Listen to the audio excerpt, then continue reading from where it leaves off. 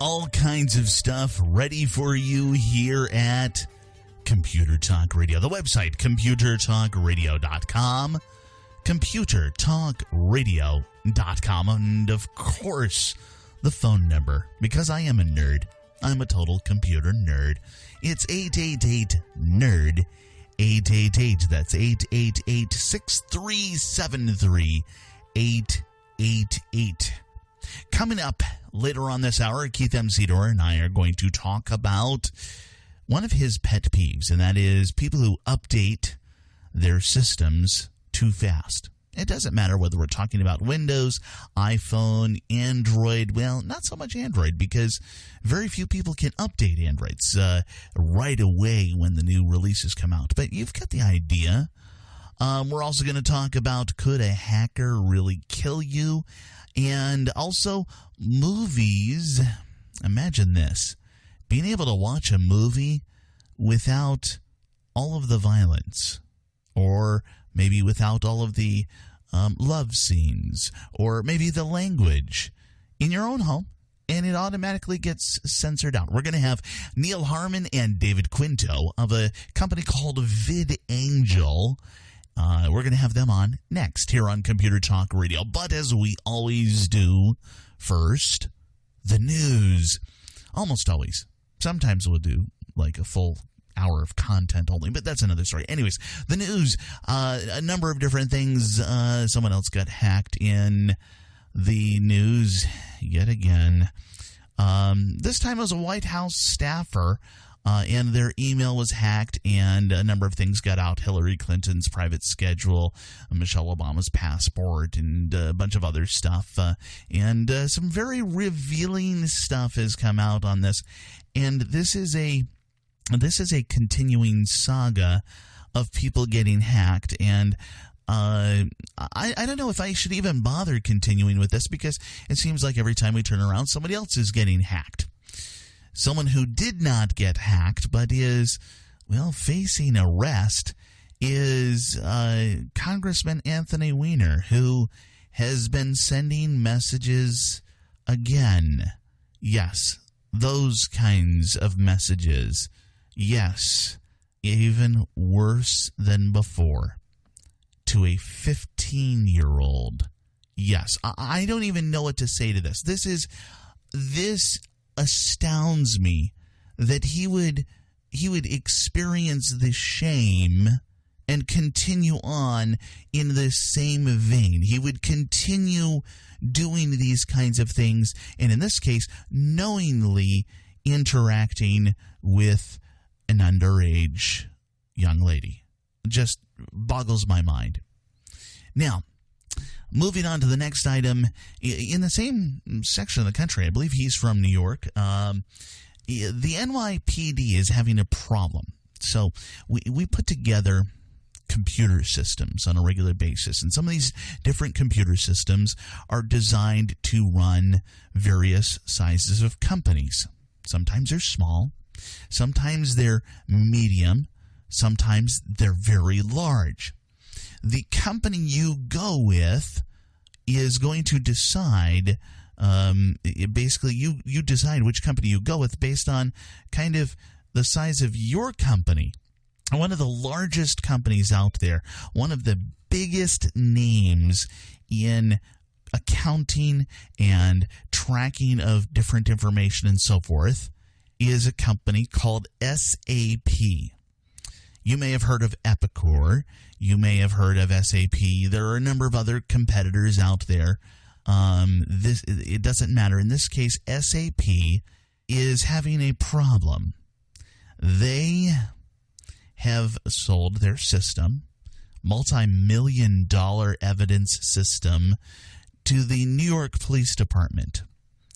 And the NYPD cannot count the cash that they have seized because, quote unquote, it would crash the computers. Say what? You just bought a multi-million-dollar system from the number one name out there in ERP, MRP software, the big, huge just package out there. This is This is a matter of, it was bought in 2012. This was used by SAP as a great, huge case study for them. A matter of, hey, look at this. This is absolutely awesome. They put together something called the Property and Evidence Tracking System for the city of New York. And they can't tell how much money has been gathered through civil forfeiture. They just can't track this. What is going on? I can't even believe this. It's astounding. If this were me, if I were in charge of this operation here, I would be scrambling to find out a way to fix this. This is not a small little program. This is not something like, a bug in Microsoft Word. This is a system that runs major, huge, multinational corporations. And yet, we should not be alarmed or amazed by this, because we have found out this past week, Thursday, it was announced by Yahoo that the account information of a few people was stolen by hackers 2 years ago. Now, when I say a few people, when I say a small amount of users, I'm saying in comparison to the entire world. It was only 500 million users. Only. Just a small, just paltry sum. Wait, we don't even, why would we even bother to mention it? Oh, okay.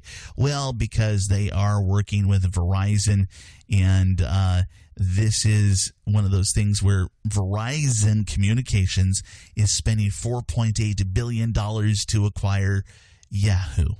And they had to divulge this. This is one of the biggest, busiest sites in the world. 1 billion monthly users.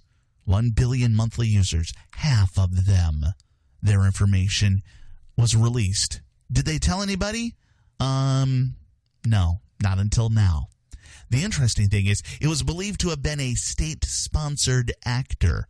I don't even know how they would know who a state-sponsored actor was, but we know it was in Russia, and therefore we know it was the country of Russia. No, that's kind of tricky. The information that was stolen was basically a number of different things: names, email addresses, telephone numbers, your birth date, passwords, and even some of the security questions. This is why I suggest that people don't even use the real security questions. If they ask for your favorite teacher, what you might put down is Lou Costello or John F. Kennedy or somebody like that. You put down something that doesn't really match up fully 100%, but you make a note of this. You always answer the same way, and that is a distinct approach towards securing your information. One of the things that I've been saying for a while is you need to put down your phone. Occasionally, you need to get away from your smartphone. You need to get away from technology, and this is one of those ideas that is growing in popularity. Susan Bennett. You don't know her name. You do know, if you have an iPhone, you definitely know her voice. Yes, it's the voice of Siri. Yeah, she has said now, quote, their minds are somewhere else, or they're staring at their phones, and they don't know how to relate to other humans. Everybody is running around taking 15 million pictures of their own face. She's saying, let's take a sabbatical. Let's take a break once in a while. It's amazing how much we're getting into this state where it was a joke for a while, but it's becoming a serious consequence. I drove to work the other day, and I just I don't touch my phone while I'm driving. I've got my speakerphone, but I glanced over at a number of cars in a span of 45 minutes. I thought I'd keep count. I saw no less than a dozen people on their phones. Yeah, poking at their smartphones while we're driving on a freeway, on a highway. What? Yeah, this is getting scary. This is in California, where it's illegal to do that. Neal Harmon and David Quinto of VidAngel join me next here on Computer Talk Radio.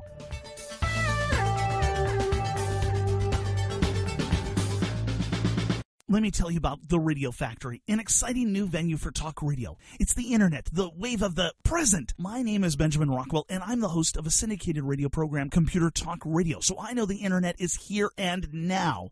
Many of the hosts at theradiofactory.com have their own podcasts or radio shows across the country, but many people like the comfort of listening to their own special radio show at a specific time and day, much like we watch live television. The internet, as you're probably aware, is a powerful tool that allows the Radio Factory to deliver unique programming with far more variety than the windbags who are simply about contriving up viewpoints to get you riled up. Additionally, you'll find that many of the programs are shorter, giving more information in less time. Stick with theradiofactory.com and see how it evolves to keep you entertained, interested, informed, and above all, intelligent. After all, the Radio Factory motto is building your intelligence one talk show at a time. theradiofactory.com.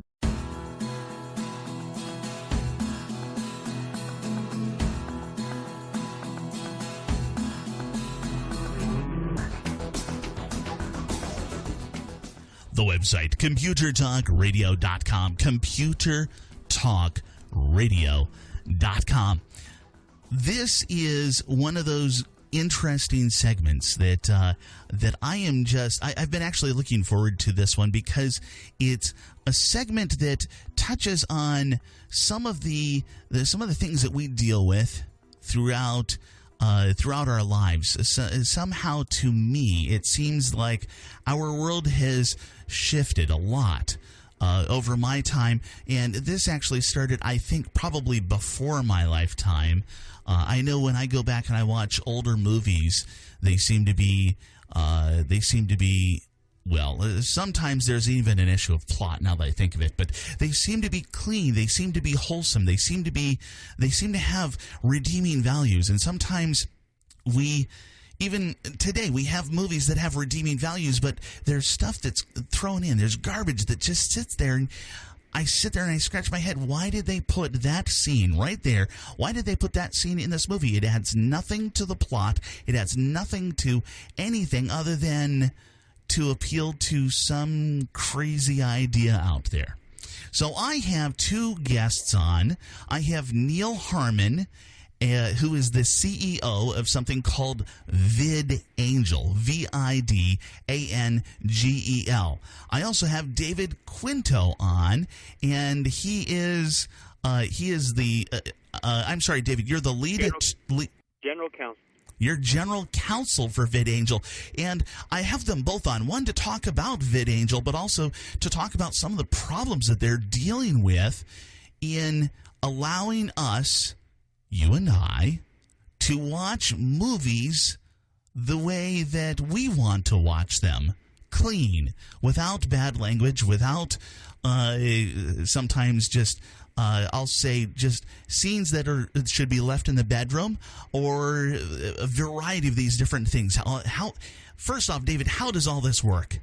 Well, Congress passed the Family Movie Act in 2005 to allow third parties, such as VidAngel, to filter content as the viewer, as the consumer wants it filtered.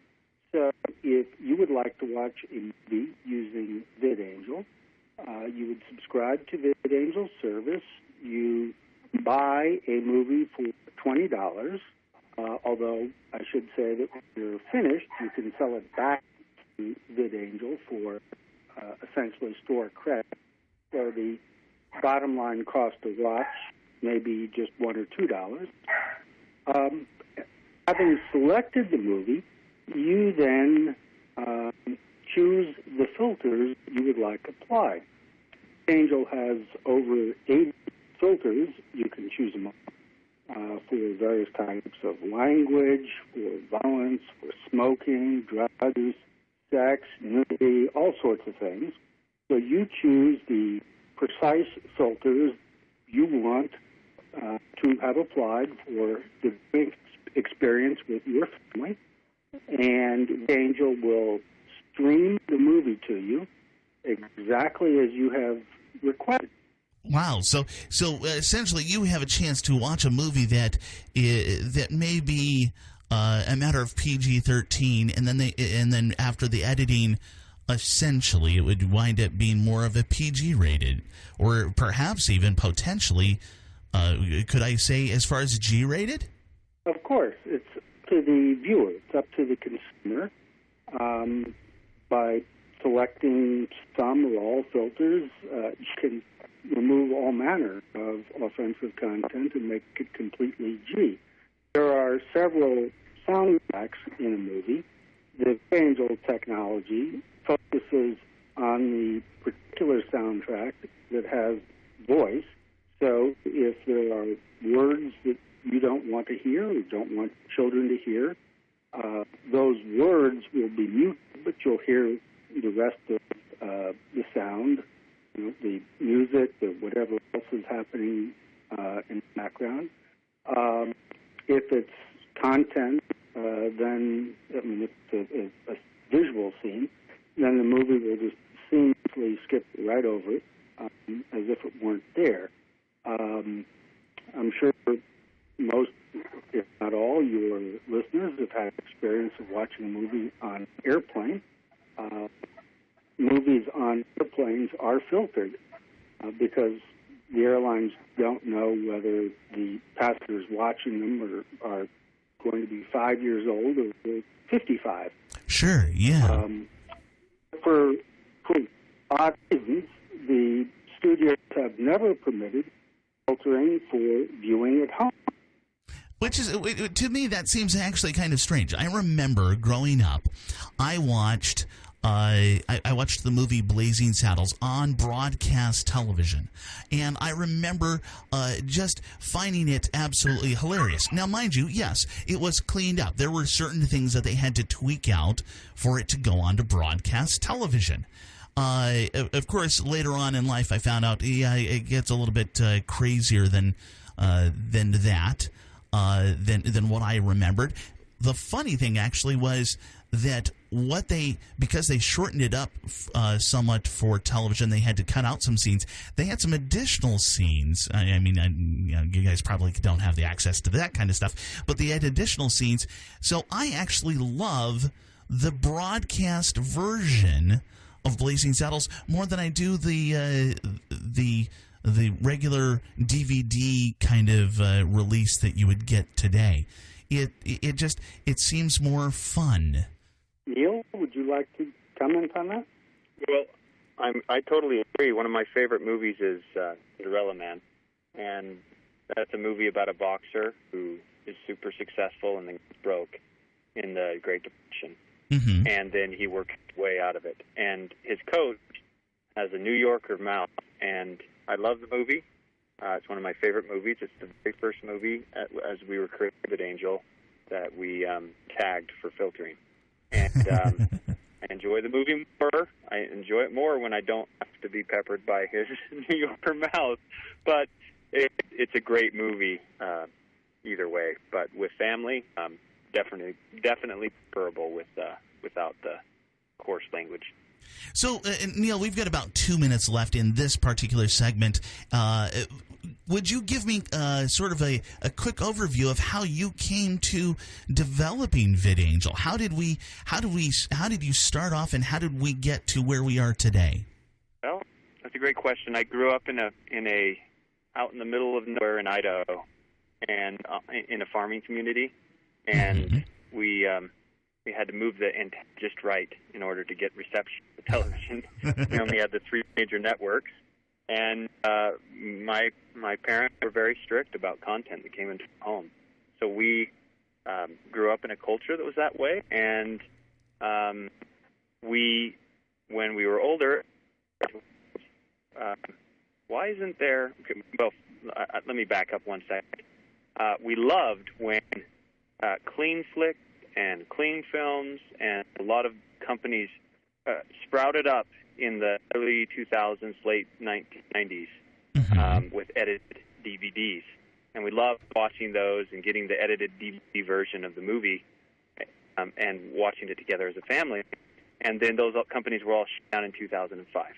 And when, almost a decade later, we said to ourselves, why is there not a way to filter content in streaming media? And we had young children, and now we're fathers, and we're thinking about how we're going to raise our families, and we just asked ourselves that question. And VidAngel is the outcome of answering that question. Very cool. So when we come back after the break, we're going to cover a lot more in regards to VidAngel. This is a concept, of course, that, look, if you have kids around, maybe you grew up and you like sort of not having to use that internal filter. You grew up in the 50s or the 60s and when they had clean movies out. Whatever it is, this is an exciting direction that I would imagine that the studios would intentionally support, but who knows? We'll be back in just a moment with more in regards to VidAngel after this.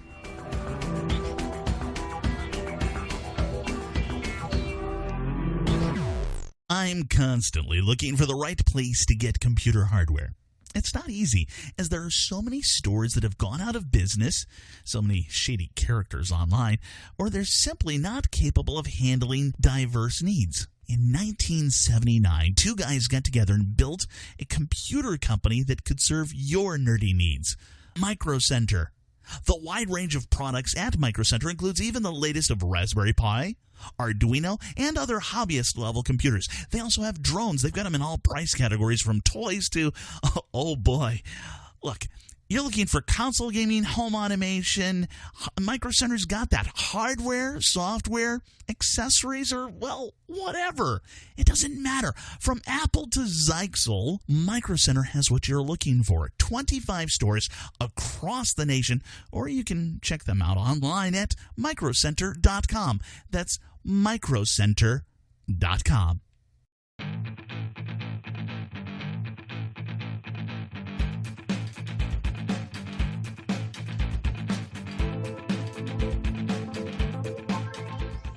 The phone number, 888-NERD, 888, that's 888-6373, 888.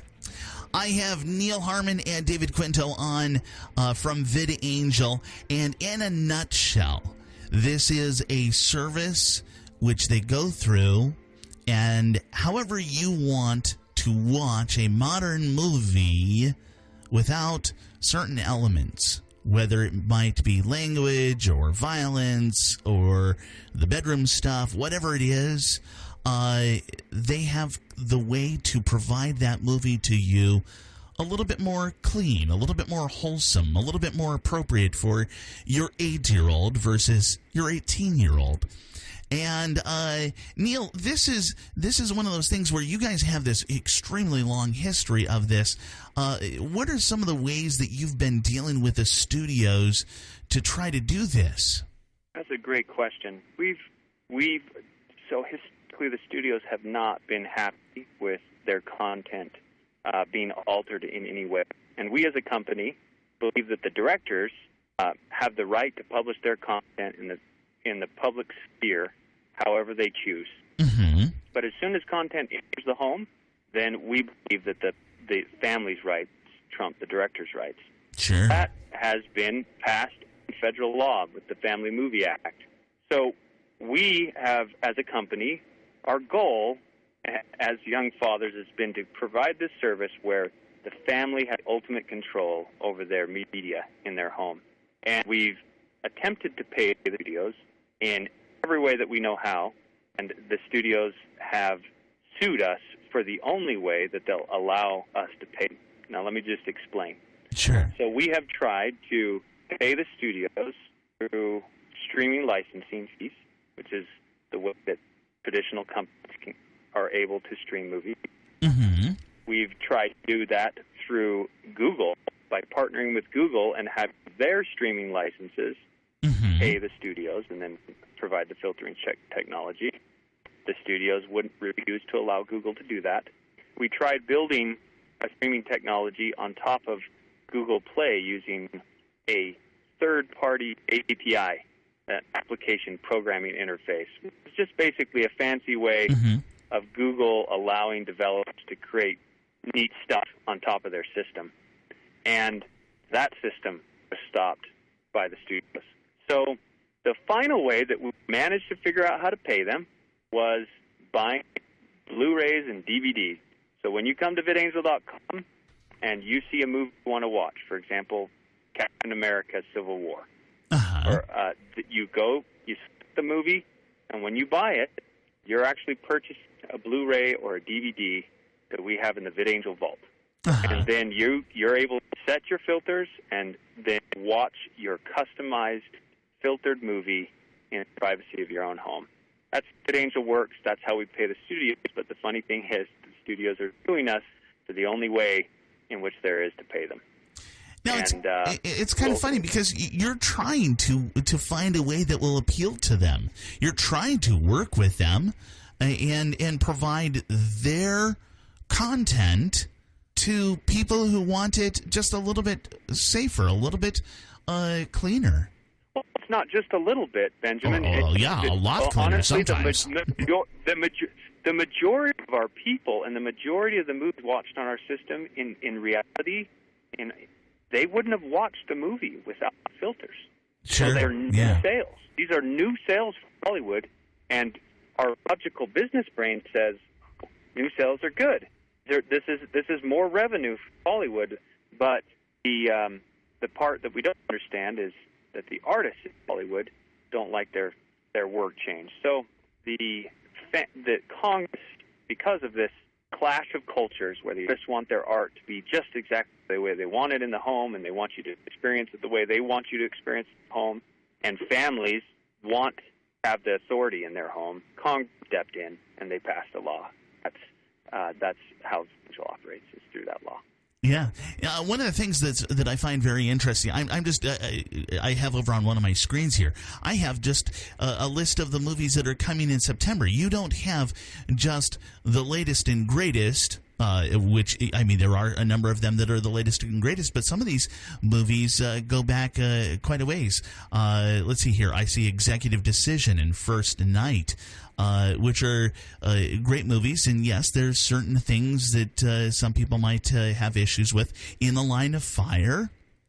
So this is... oh, yeah. And you, Benjamin, you on our website, you can search for any movie. And if we don't have the movie, then it should pop up on the website, and you can request the movie. And that's the way that we order the priority of new movies that we add to the system, is based on our customer requests. Oh, wow, that's great. So people can have a part in kind of guiding you in the direction that they want VidAngel to become. Absolutely. Wow. And our customers are fantastic. So what is the latest? So David's been brought on as general counsel. Do you have? Well, I don't know how much you can speak about this. We just filed. Yeah, I see you're referring to the lawsuit. Yes. We just filed our opposition papers this week. And listen to this, Benjamin. We had almost 30,000 customers donate to our litigation. We had 10,000 customers write in to the judge asking what to do. 26. We had a family in Florida who started a petition to the court, and they managed to acquire 26,000 signatures just in the last few weeks. Everyone saying, "We want VidAngel, we want VidAngel," and we've had a couple dozen associations and organizations throughout the country who have signed up to the court, made declarations saying this service is in the public interest and we need it to exist. Very cool. And you know what, Benjamin? We're going to fight it. We're going to fight it for the families out there. Families want it, and ultimately the law will prevail. Awesome. I'll definitely pray for you guys. Hey, do me a favor. Give out information where people can find out about VidAngel, and I don't know. Do you have a separate website for following the various events that are going on, or is it all of the same one? The website URL is vidangel.com. That's vidangel.com.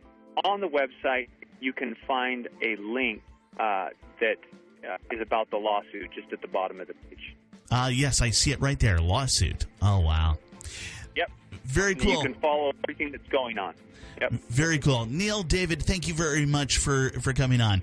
This is Benjamin Rockwell. You're listening to Computer Talk Radio. I'll be back in just a moment. Hi, this is Benjamin Rockwell. Most of us use digital cameras nowadays, but what do we do with those old pictures and slides in the back of the closet? Well, let me tell you about Legacy Digital Productions. They specialize in taking your old memories on film, videotape, and slides and digitizing them to DVDs. If you have boxes of old slides, then you know they fade more and more each year. Let Legacy Digital scan them for you and stop the aging process dead in its tracks. You'll get beautiful 10-megapixel digital files, color-corrected and ready for printing. All this is done faster and cheaper than buying a film scanner and doing it yourself. Your files are then burned onto gold archival DVD discs where they will last for generations. Call right now, mention my name, Benjamin Rockwell, and receive a 30% discount on your order. Call toll-free 1-866-2-LEGACY. That's 1-866-2-LEGACY. And tell them Benjamin sent you. Your memories are priceless, so call 866-2-LEGACY now.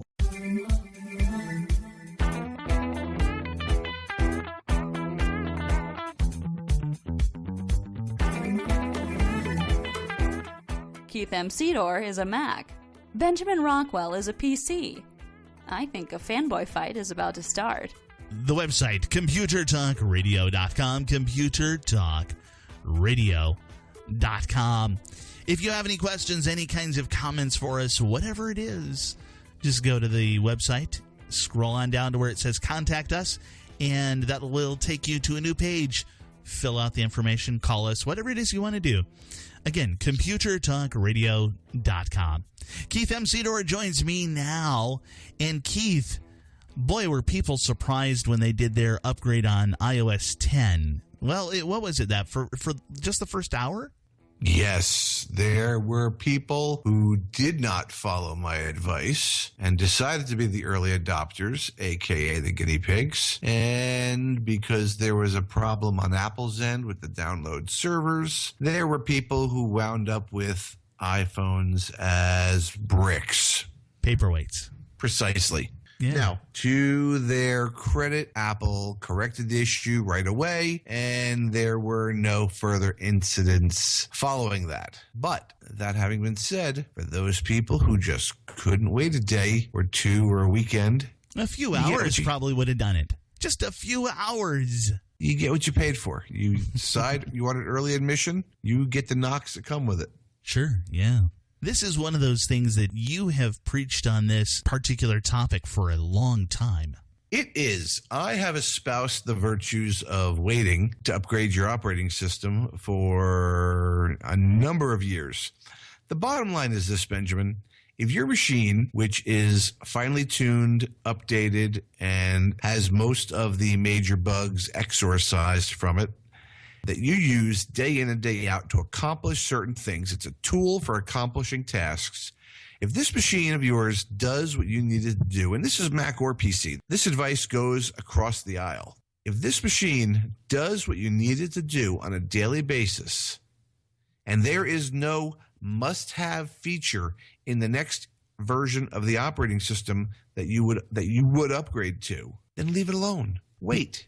My approach is there is no must-have feature that can't wait 1 week. That's really all anybody in this is my approach. My approach is wait a week.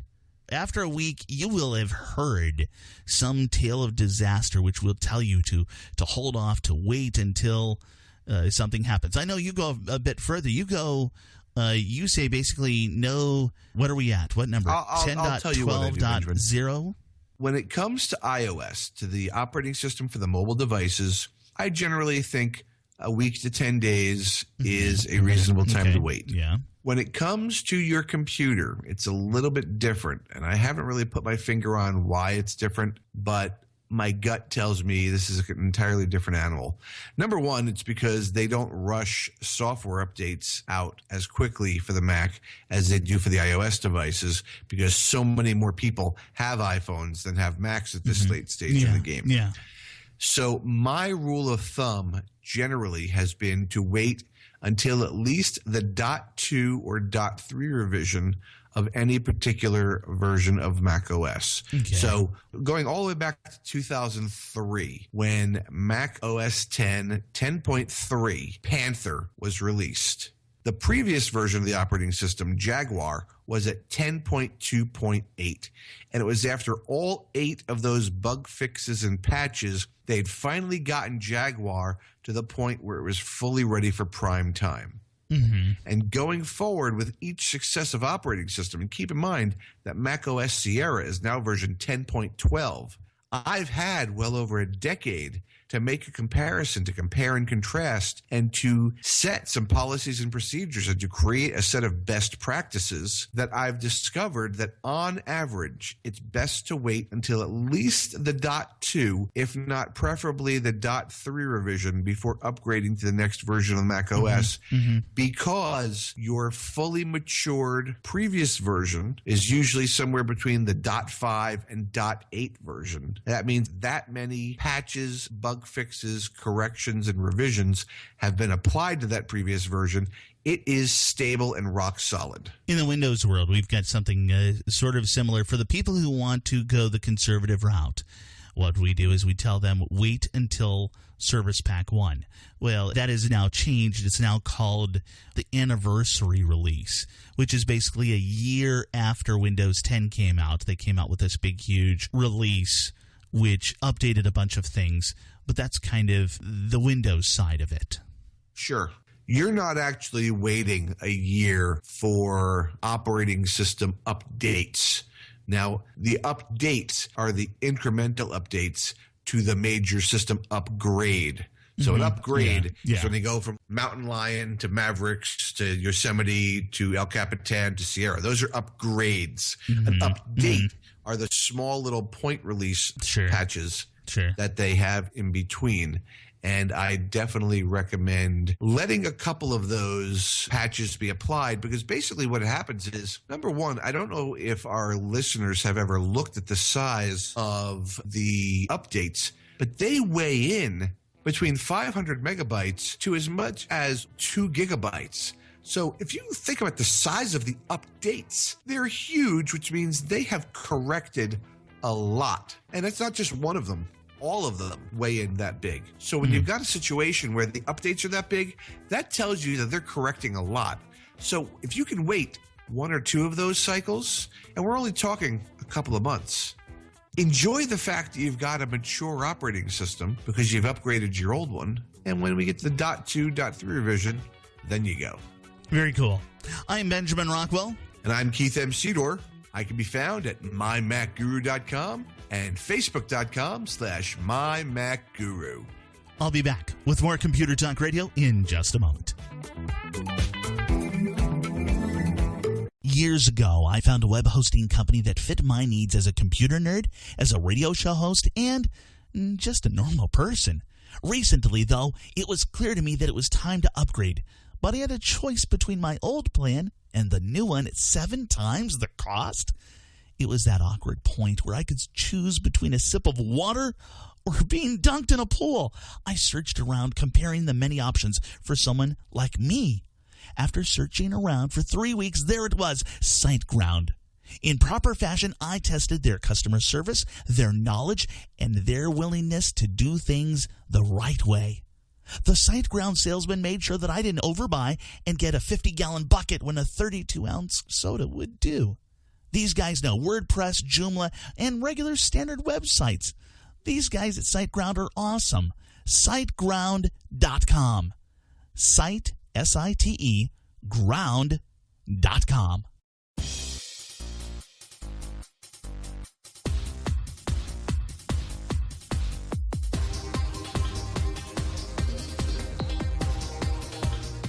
I was on Facebook the other day. Yeah, me, Benjamin Rockwell, the host of Computer Talk Radio, and I'm sitting there and I'm on Facebook. And it prompts me. It goes, hey, do you remember 7 years ago today? No. And Facebook, of course, just right away told me exactly what I was doing. And I'm looking at it and I'm going, wait a second. Okay, see people doing this. They post their memories from a matter of 3 years ago, 5 years ago, whatever it is. They post their memories, and it's always exciting, and it's always fun. And I look at it and wow, look at us in the past. And I'm looking through my memories on Facebook, and it was boring. It was sad. It was absolutely downright depressing what it was showing me. Well, not all of it. I mean, it did post up the fact that a matter of these 7 years ago, I had posted, maybe it was 6 years ago, 5 years ago, whatever it was. I had posted, I had just updated Facebook's information about when I got married. And on that particular day, that it kind of celebrated that my wife and I had gotten married that particular day. Never mind the fact that it's been, 27 years roughly that I've been married. Yeah, look, I don't know what it is about this memories thing, and maybe you can enlighten me. Go ahead and go to computertalkradio.com and go to contact us. Feel free, fill in, just click on contact us.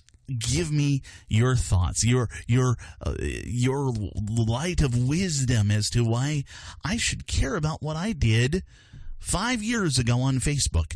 Not 5 years ago in real life. Well, maybe, I guess, in some way that is 5 years ago in real life, but it's also a matter of 5 years ago, 7 years ago, 12 years, well, not 12 years ago. Facebook hasn't been around quite that long, but you've got the idea. Why do I care about this? Now, don't get me wrong. Facebook, I could bag on Facebook a lot more than I do already, but I can bag on a lot of different things that are out there. Technology is empowering us to be shallow. And when we're not shallow enough, it gives us a reason to be shallow about something that happened years ago. Because what are we doing? We're reposting something that happened years ago and saying, ooh, look at me, look at me, look at me. I don't know. I don't think that is what I was brought to do in this life. I don't think that this is the greatest time spender, investment, whatever you want to call it, that I can put into my life.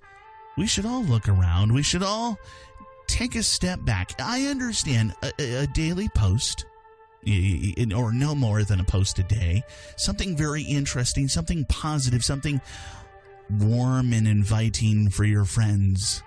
But posting what you did a few years ago? I don't understand it. But maybe that's just me. Benjamin Rockwell on Computer Talk Radio.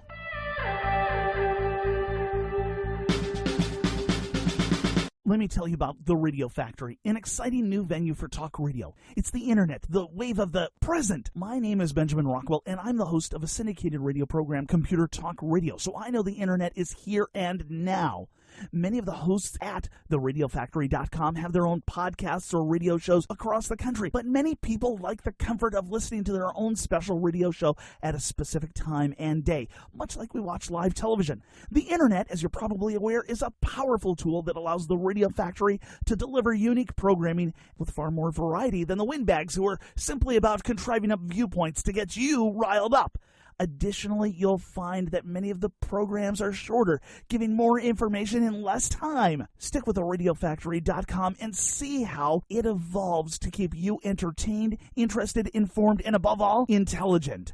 After all, the Radio Factory motto is building your intelligence one talk show at a time. theradiofactory.com.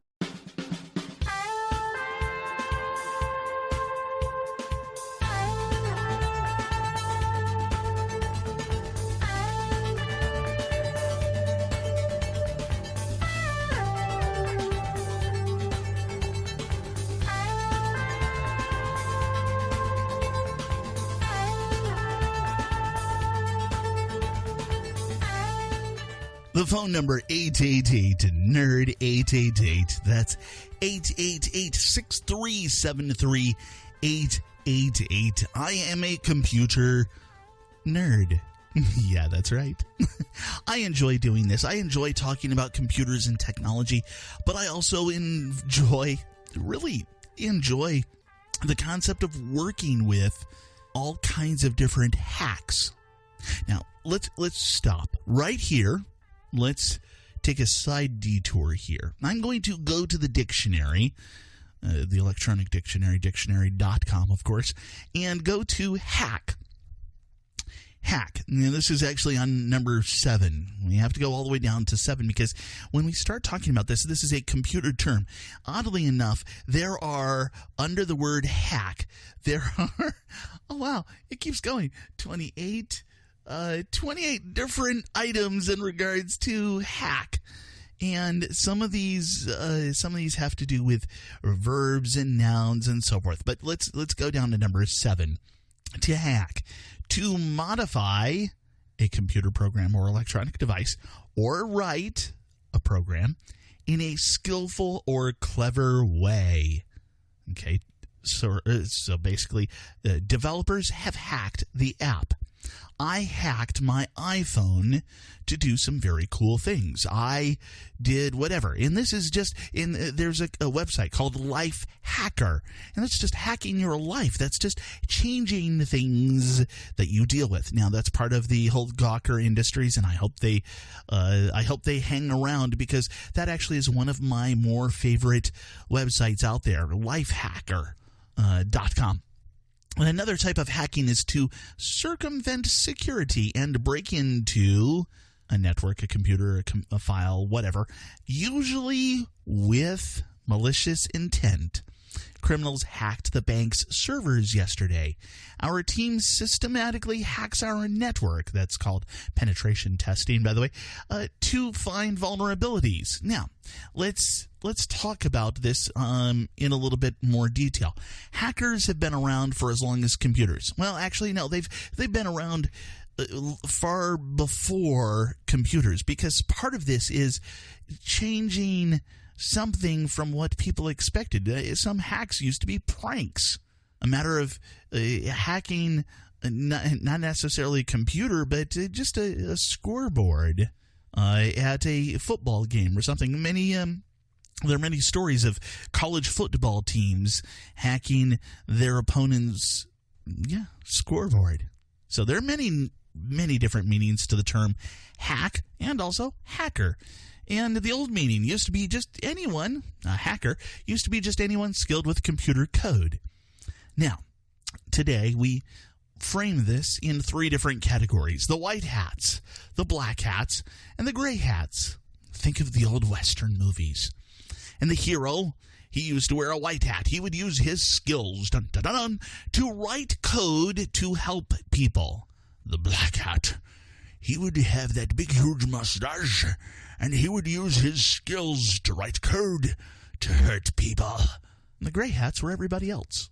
And they would just, they were just around, and they, in this particular concept, we use the gray hats just as people who write code that has questionable legality.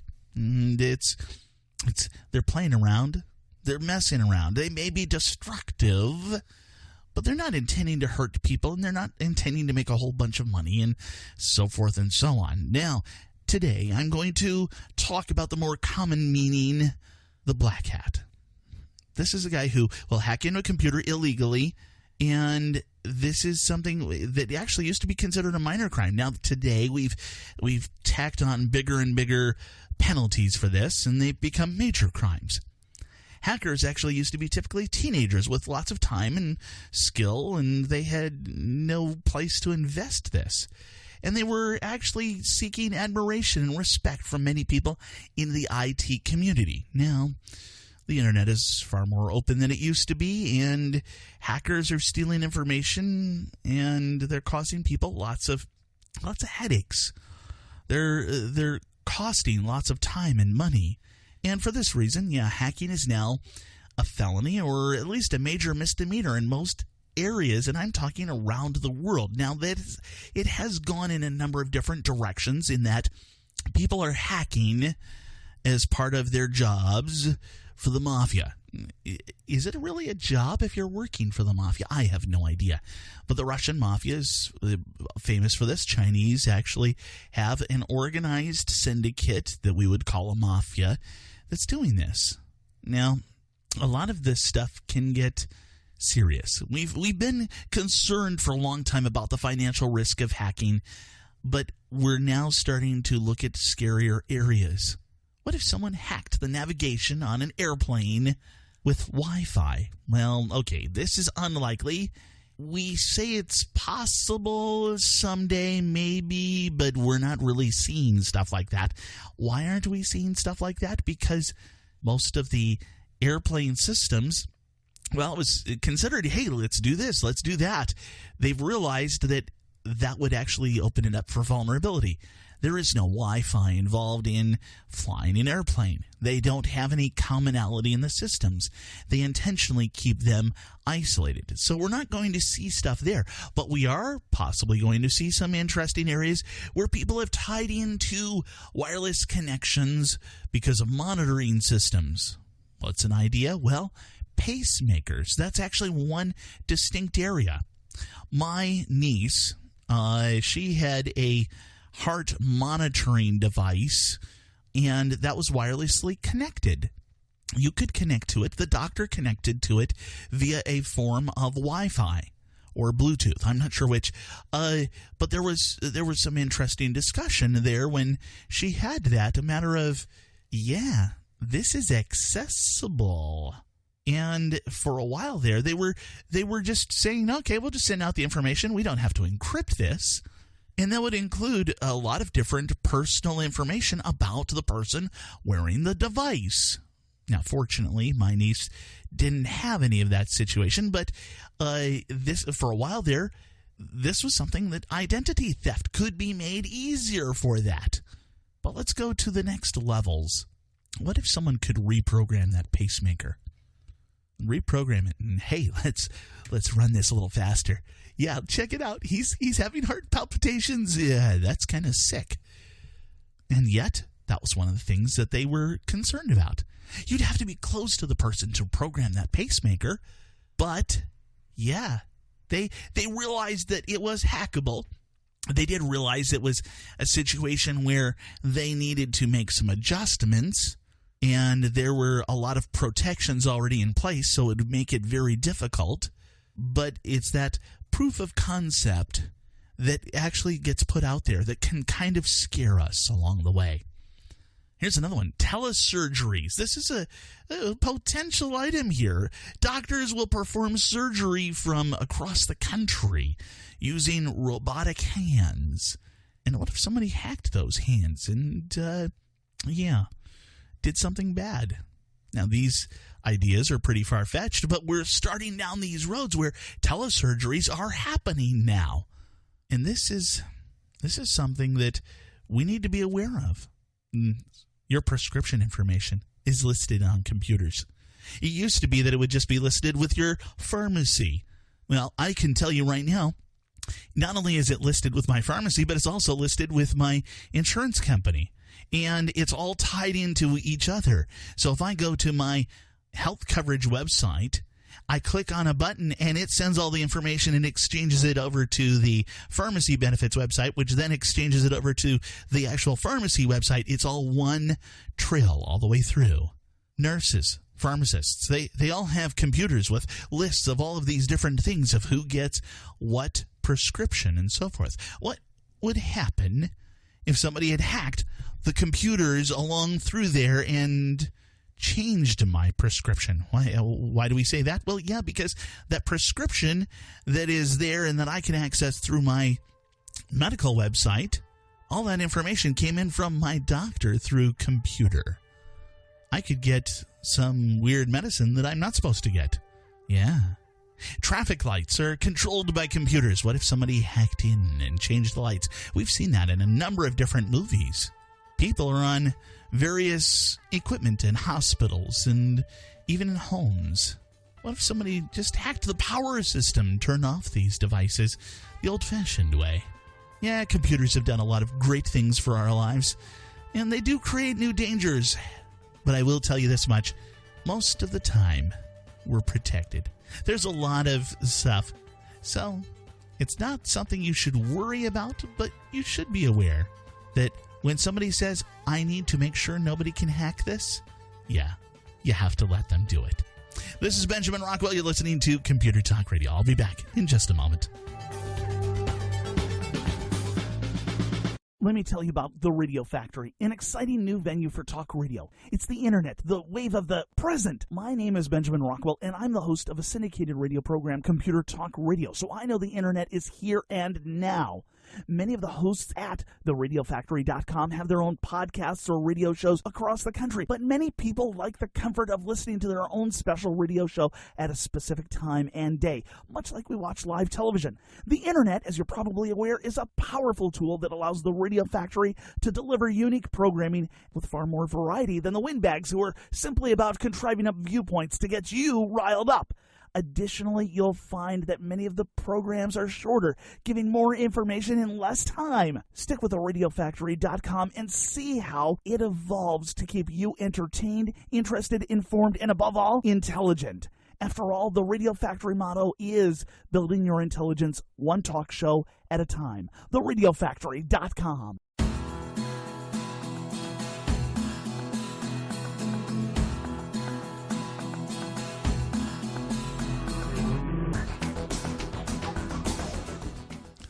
The website, computertalkradio.com, computertalkradio.com. Of course, there is another website I'm going to give out. It's a project that we've been talking about for a while. It's the 40-Year House. And Marty Winston joins me now. Marty, I seem to recall we talked about you having a generator. Maybe that was offline or on the air. But what else are you doing in regards to power? I know power is what makes all of the electronics run in a normal house, and you've got a lot more than normal even. Well, that's true, and there are roles for UPSs, uninterruptible power supplies, in many places here. Yeah. And one of the things I probably ought to clarify for people, there are three basic types of UPS. Okay. There's a standby power supply that is going to sense when the power drops and kick in before your gear can notice it as a rule and be there. There's line interactive that, where a standby supply might also kick in if you've got an undervoltage or overvoltage on the line. A line interactive supply will merely adjust itself to normalize the voltage going out if it's just a minor variation, but then will kick in just like a standby does if there's an outage. Both of those technologies, and I use them both, and they're both very good, have one major challenge that you need to know about, especially if you have a generator. The point at which switching happens is not synchronous with the power line. Okay. You can be anywhere on the incoming sine wave. When it disappears, the generator kicks in and its sine wave appears. Switching back the other way, much more critical. You're dealing with a particular phase of the sine wave of power. When that the generator's delivering, power gets restored. You're suddenly switching back to the power line, and that phase could be very different. So you can face a complete reversal, a gap, a double high during that transition point. And it can be very, very difficult for the gear that you have connected to deal with that and stay healthy. Okay. So the approach that a UPS takes to make that inconsequential is to always be on, to be double conversion. Whatever's coming out of the wall or isn't coming out of the wall is powering its batteries, and its batteries are always powering its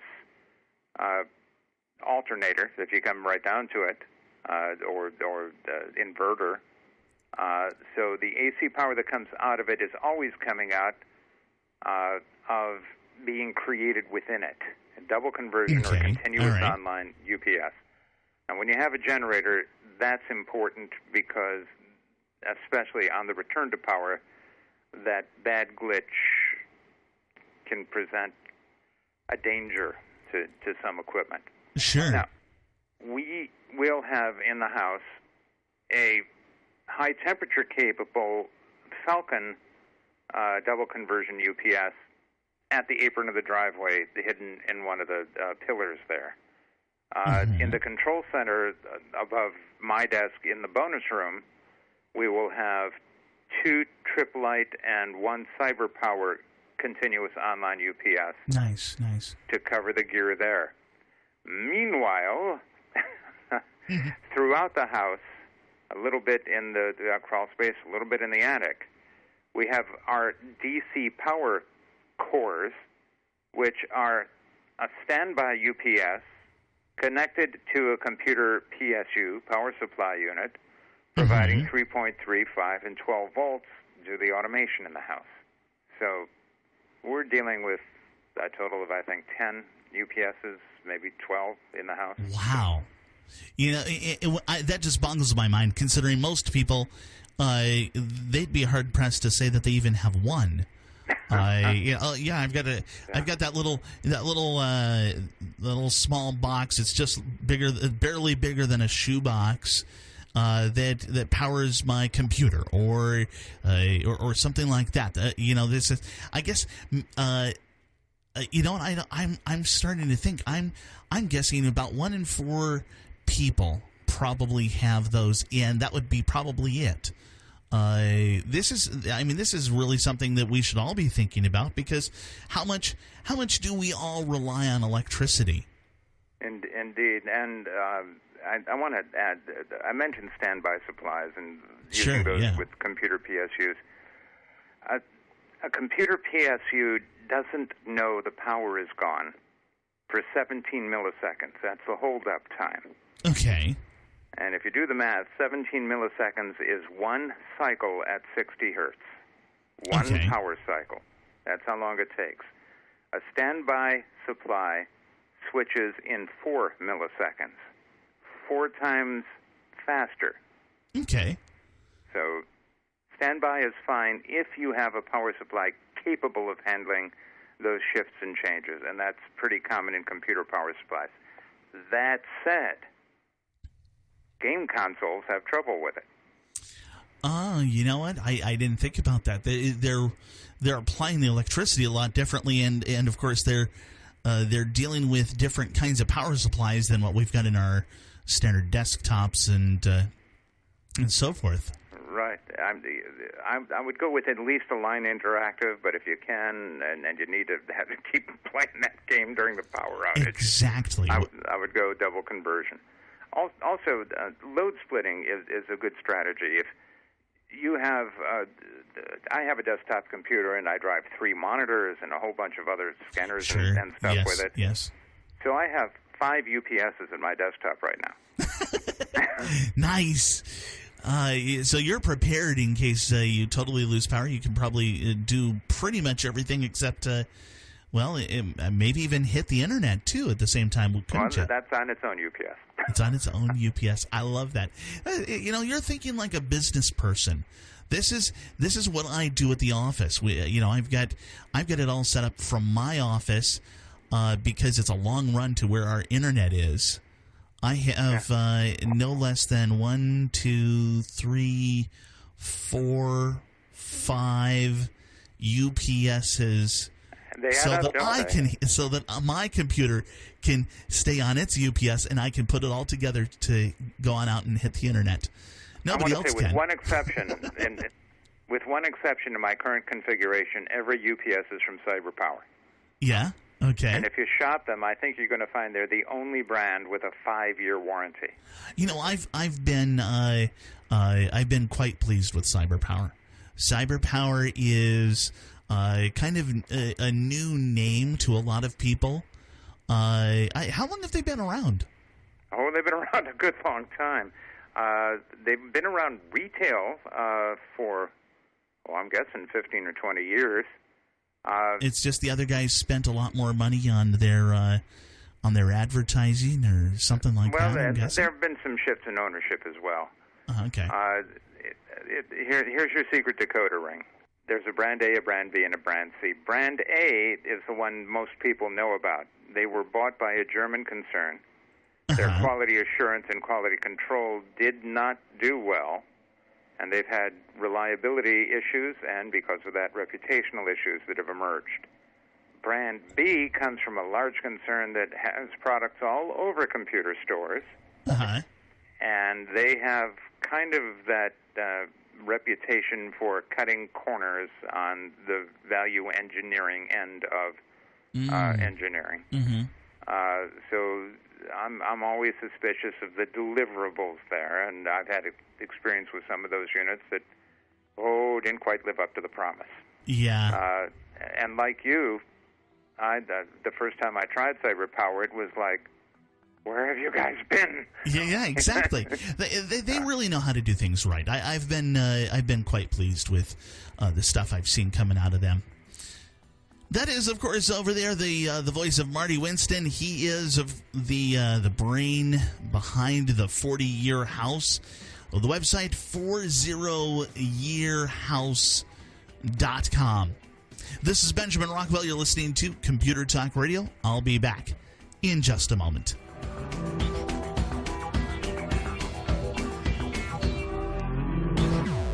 I'm constantly looking for the right place to get the things that are on my nerd wish list. It's not easy. There are so many stores that have gone out of business. There are so many shady characters online, or so many of them are just simply not capable of handling my needs in a one-stop shop. In 1979, two guys got together and built the brick-and-mortar company that could serve your tech needs. Of course, today, they've got an online presence, and it's called Micro Center. They've got tablets, iPad, yes, but also Android and Windows and all the accessories, too. They've got laptops, desktops, all-in-ones, Windows or Apple, of course, all covered here. Motherboards and processors, and okay, all right, who are we kidding? It's really everything to build your own PC. Keyboards, mice, surge protectors, software, tools, and thumb drives. Enough. Look, from Apple to Zyxel, Micro Center has what you're looking for. 25 stores across the nation, or you can check them out online at microcenter.com. That's microcenter.com.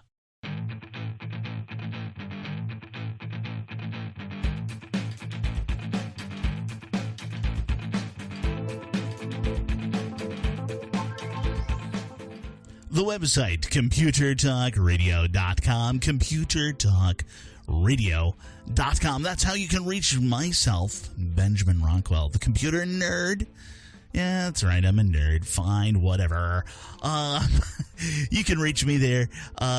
Just slide on down, go to Contact Us, and I will get back with you to the answers of whatever you want to mention to me. I'm here for you. One of the things I wanted to discuss was something that has been particularly unthrilling for me. I've talked about this in the past. The whole concept of the EMV cards. Just all the way along. First off, we have EMV. That's the chip. That's that crazy little computer chip that you're supposed to insert into the particular reader, and you then go through and you're supposed to wait, and then you'll eventually hear the sound that says remove the card. Yeah, well, what a thrilling sound. I hate that sound. It is absolutely just a boring sound. It should be dun, dun, dun. I don't know, something happy saying, hey, we've got your money, ha ha. Or, I don't know, something a little bit far more rewarding than just an annoying, hey, is that a car alarm going off out in the parking lot? So, we're just going down a particular road here with all of this. I can't believe what a disaster this entire thing has turned into. All right. First off, we go, and if you put the card in to the chip slot, the person behind the counter is going to say, no, our card isn't working. You're going to have to swipe your card. Okay, fine. The reader isn't working. Swipe it. Fine. If I go to swipe it, the next time I'm at that same store, no. You have a chip on your card. Go ahead and run it through the reader. And this is something that is continually plaguing me. I hold up my credit card now. That's not very secure. I wave it at them, and now I've thought to cover the numbers. Okay, I'm paying by credit. I remember back in the days when they would say cash or credit. Well, now I've got to announce to them what I'm doing. Oh, yeah, you have the chip. Go ahead and put it in. Go ahead and slide it. Great. I'm flashing my card around to the entire world. This entire process, however, appears to be just laden with delays. If you swipe, I will tell you, any of those places where you're still swiping, it's faster. I get a response back lightning fast. If I have to put my chip in, it takes about 3 times as long for it to respond to me. I'm dumbfounded. We should be going faster. This is a computer chip with all kinds of information on it. This should be easier to figure out than what it actually is doing. Oddly enough, and this is the first time you're going to hear me here on the radio, here on Computer Talk Radio, actually say, I am pleased as punch with the entire concept of utilizing Apple Pay. I will tell you that while I have yet to make that transition as much as I should, Apple Pay is faster. Apple Pay is far more successful for me than any of the credit card transactions I've done recently. And this shouldn't be the case. This should be the last thing we would expect. I have no idea. I am just dumbfounded. Why should this be faster? My sticking this cell phone right here on top of something, pressing and holding down the button so it reads, yes, my thumbprint, and it sends the information out to say, hey, I'd like to pay with my iPhone. Why should that be faster? I don't know, but it is faster.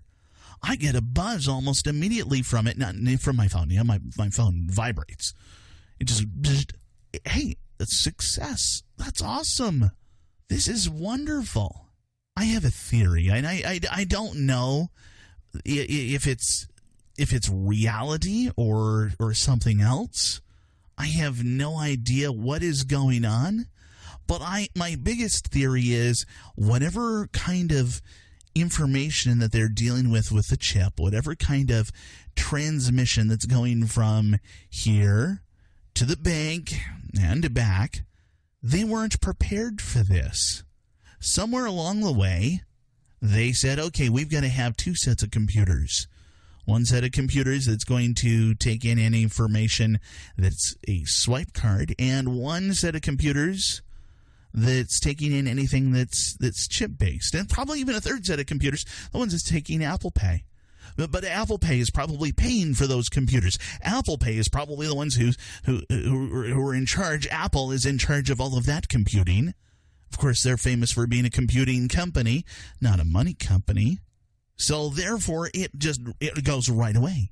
It just goes instantly. Boom, done.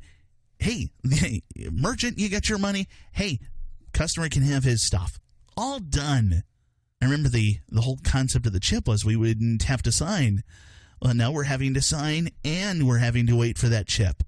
So that's getting kind of crazy. One of the funny things, too, you're supposed to, they ask for the last 4 digits on your credit card frequently.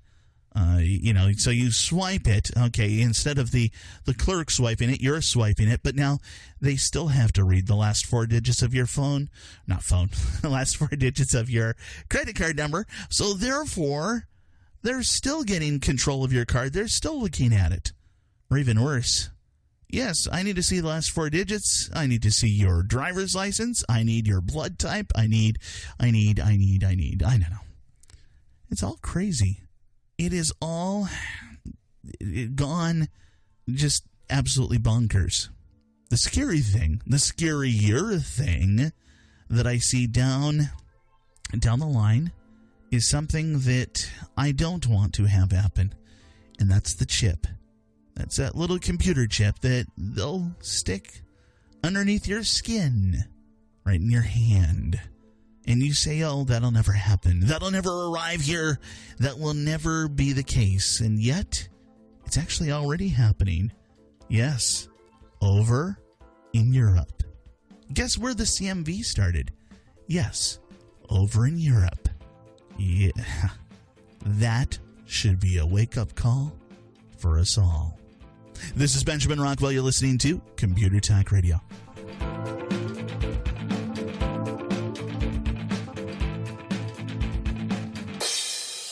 Hey guys, this is Benny Rockwell. Most of us use video cameras nowadays, but what about those old movie films in the back of your closet? Well, let me tell you about Legacy Digital Productions. They specialize in taking your old memories on film, videotape, and slides and digitizing them to DVDs.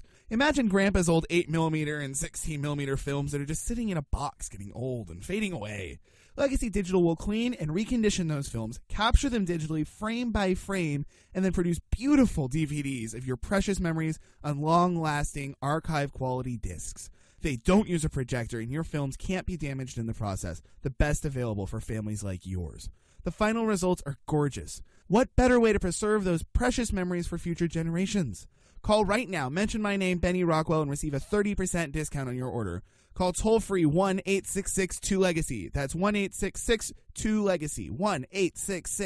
1-866-253-4229. And tell them Benny sent you. Your memories are priceless. So call 866-2-LEGACY now.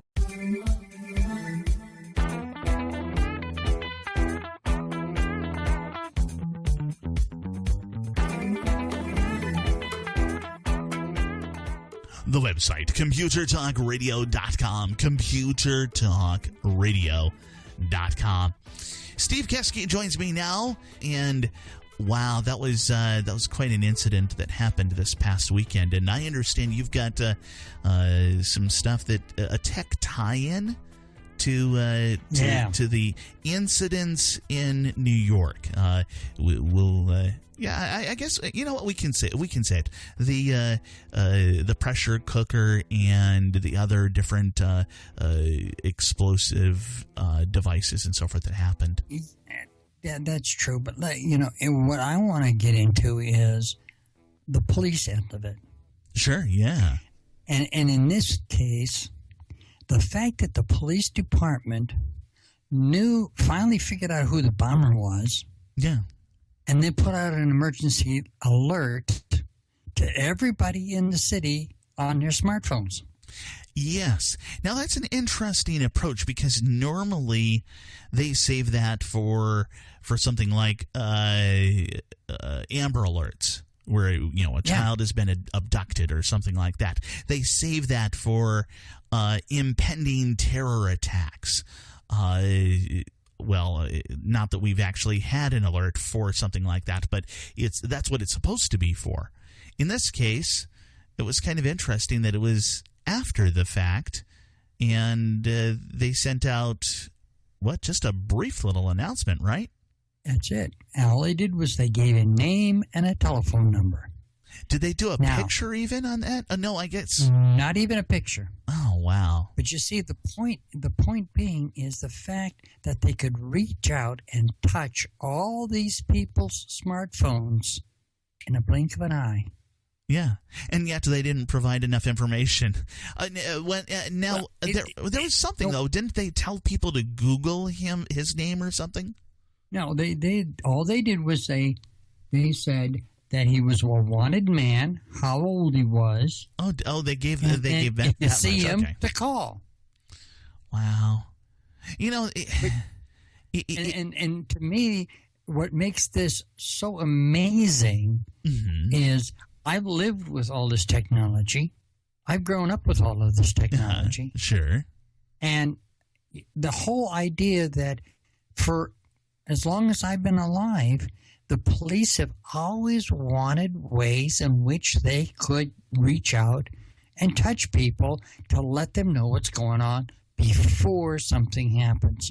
For instance, way back when they came out with those big sirens for tornadoes. Sure, yeah, or air raids. We can go back further. Or air the big raids. But yeah, okay, I got the point. Yeah, the point is to notify people of an emergency. Sure, yeah. Now, here, the same police could say, I got a weather warning. Now, they could say emergency alert, a tornado's been sighted, and they could send it out en masse to everybody's smartphone. Mm-hmm.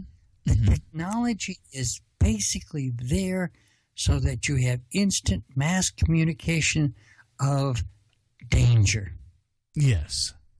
And that, to me, is one of the most amazing things that the tools now that the police have.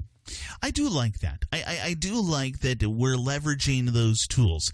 The only thing that I grow concerned about with these tools is what are the limitations? What are the points of where we're going to set limits? Okay, so this guy set off a number of these different explosive devices. But, okay, let's say someone sets off just two of them. Or just one. Or maybe they're just believed to have set off one. At what point in time do we say, okay, I'm getting an alert a day? We went through this here in California. We have the Amber Alert system hooked up just the same way. I believe it's in almost all of the states now, if not all of them. And there was a while where they were doing, I understand, a stolen child, a lost child is a key important thing, but they were doing a statewide alert. That's okay. We've got 35 million people in California, and I'm getting an alert on somebody who's been kidnapped up in Sacramento. That is 450 miles away from where I live. There are some 25 million people that live between here and there. And should I be getting an alert on that? I don't know. Yes. They dialed it back, though. They've dialed it back, and they've reduced the amount of panic, I guess, the amount of attention to this entire system here in California. Well, yeah, in California. But knowing and living as long as I have with these Amber Alerts and getting them, to understand that by the time the police, in most cases, know that this child has been missing or abducted and just has not run off, that person who has abducted them could have traveled a good 1,000 miles. Yeah, in some cases there is that, but it's so you have to, and in most cases you don't know if it's been 2 hours, even 2 hours. You could drive 120 miles in 2 hours, and basically you could go in any direction. Sure, definitely. Oh yeah. This is Benjamin Rockwell, and that's Steve Keske. I'll be back with my closing comments in just a moment.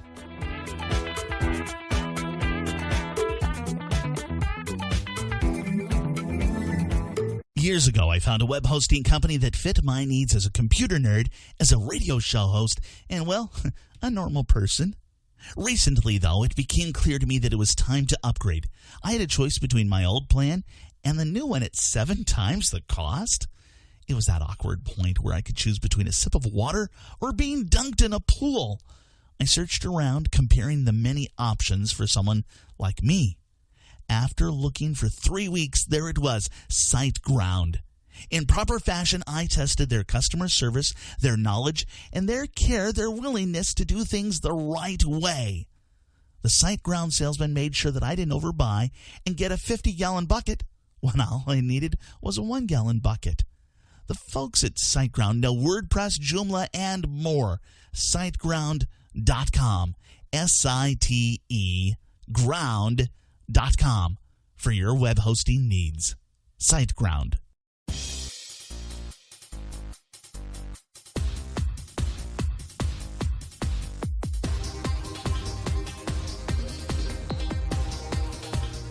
You could say that it is unfortunate that I'm allergic to coffee.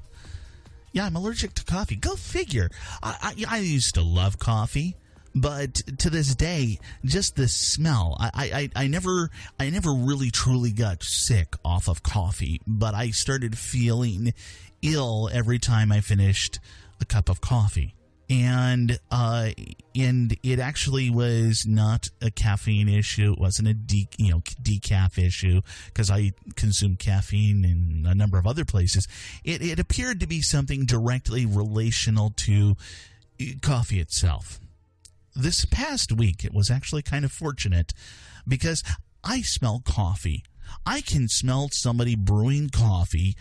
I can smell my wife will brew coffee at home downstairs in the kitchen. I will be in the shower and I will smell the coffee. That's upstairs, around through two sets of closed doors and the whole bit, and I will still smell that coffee. And I'll go, oh. I don't understand it. I can smell it. Somebody brought in their laptop to me, their personal laptop, and basically I smelled coffee. They're saying, yeah, I had a little problem with it and it's not booting up. I smell coffee. Why do I smell coffee?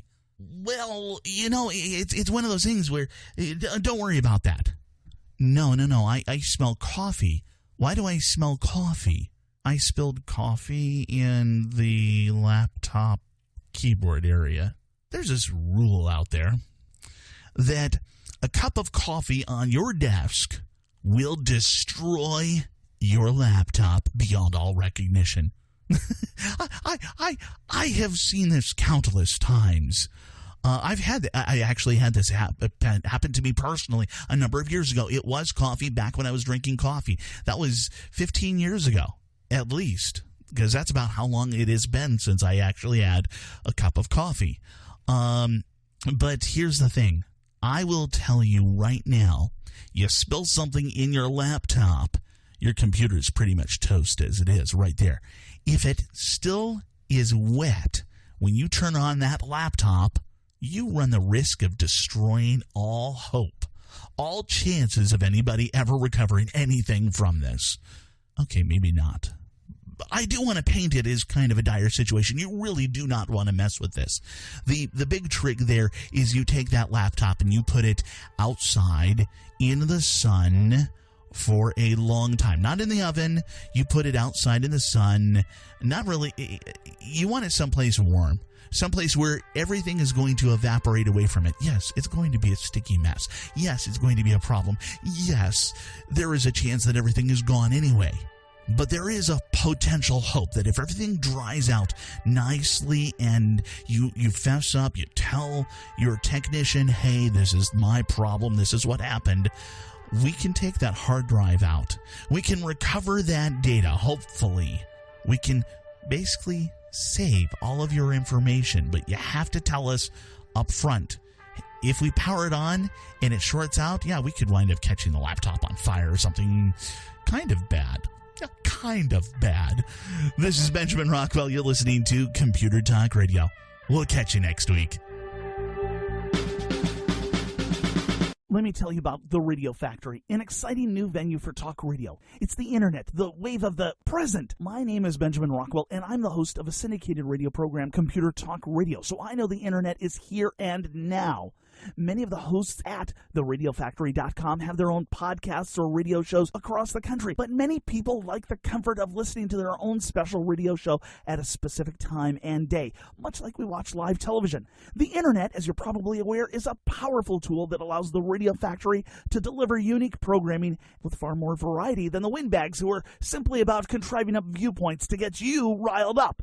Additionally, you'll find that many of the programs are shorter, giving more information in less time. Stick with theradiofactory.com and see how it evolves to keep you entertained, interested, informed, and above all, intelligent. After all, the Radio Factory motto is building your intelligence one talk show at a time.